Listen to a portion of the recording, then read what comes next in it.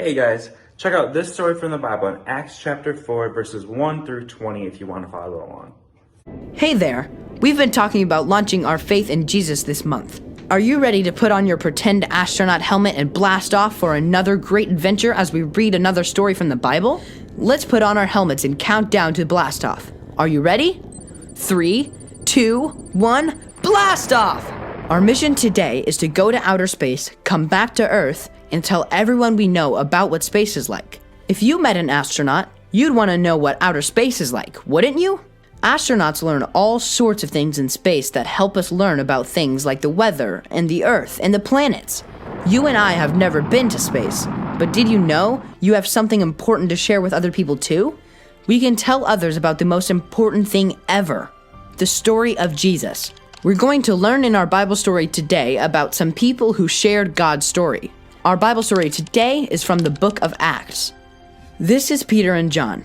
Peter and John were busy traveling from town to town, telling everyone they met about Jesus and how much they loved him. They told people Jesus died on the cross and rose again, and that he forgives our sins and wants to be our best friend.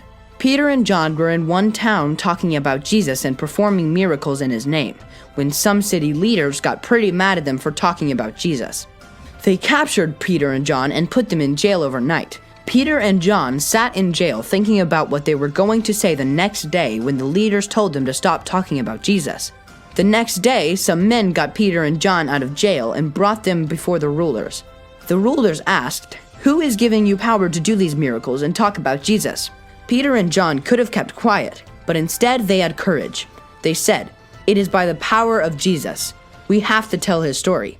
He died on the cross and then rose to life.